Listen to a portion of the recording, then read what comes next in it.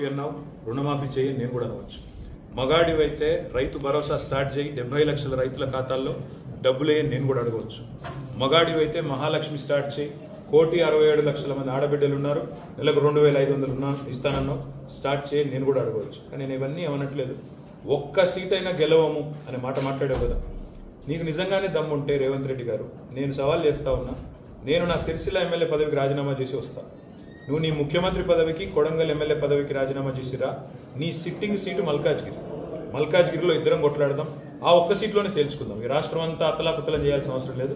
ఆ ఒక్క సీట్లోనే నేను వస్తాను మా పార్టీ తరఫున, నీ తరఫున నువ్వురా, నీ కాంగ్రెస్ పార్టీ తరఫున అక్కడ తప్పకుండా తేల్చుకుందాం. ఎందుకంటే ఒక్క సీటు గెలవను అని మాట్లాడుతున్నాం. మరి నీ మల్కాజ్గిరి పార్లమెంట్ సీట్లో అసలు ఎన్ని ఎమ్మెల్యేలు గెలిచింది కాంగ్రెస్ పార్టీ?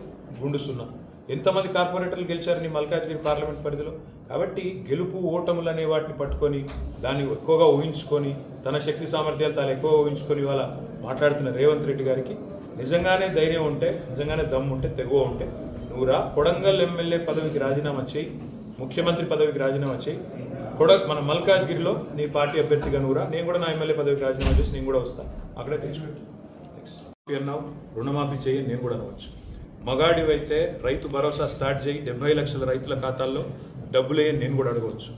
మగాడివైతే మహాలక్ష్మి స్టార్ట్ చేయి 1,67,00,000 మంది ఆడబిడ్డలు ఉన్నారు, నెలకు 2,500 ఇస్తానన్నావు, స్టార్ట్ చేయి నేను కూడా అడగవచ్చు. కానీ నేను ఇవన్నీ ఏమనట్లేదు. ఒక్క సీట్ అయినా గెలవము అనే మాట మాట్లాడావు కదా. నీకు నిజంగానే దమ్ముంటే రేవంత్ రెడ్డి గారు, నేను సవాల్ చేస్తా ఉన్నా, నేను నా సిరిసిల్ల ఎమ్మెల్యే పదవికి రాజీనామా చేసి వస్తా. నువ్వు నీ ముఖ్యమంత్రి పదవికి, కొడంగల్ ఎమ్మెల్యే పదవికి రాజీనామా చేసిరా. నీ సిట్టింగ్ సీటు మల్కాజ్గిరిలో ఇద్దరం కొట్లాడదాం. ఆ ఒక్క సీట్లోనే తేల్చుకుందాం. ఈ రాష్ట్రం అంతా అతలాకుతలం చేయాల్సిన అవసరం లేదు.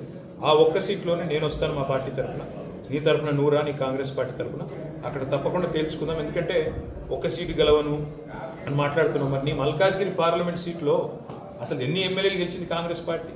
గుండు సున్నా. ఎంతమంది కార్పొరేటర్లు గెలిచారు నీ మల్కాజ్గిరి పార్లమెంట్ పరిధిలో? కాబట్టి గెలుపు ఓటములు అనే వాటిని పట్టుకొని దాన్ని ఎక్కువగా ఊహించుకొని, తన శక్తి సామర్థ్యాలు తాను ఎక్కువ ఊహించుకొని ఇవాళ మాట్లాడుతున్న రేవంత్ రెడ్డి గారికి నిజంగానే ధైర్యం ఉంటే, నిజంగానే దమ్ము ఉంటే, తెగువ ఉంటే నువ్వురా, కొడంగల్ ఎమ్మెల్యే పదవికి రాజీనామా చేయి, ముఖ్యమంత్రి పదవికి రాజీనామా చేయి. మన మల్కాజ్గిరిలో నీ పార్టీ అభ్యర్థిగా నువ్వురా, నేను కూడా నా ఎమ్మెల్యే పదవికి రాజీనామా చేసి నేను కూడా వస్తాను. అక్కడే తెచ్చుకుంటాను.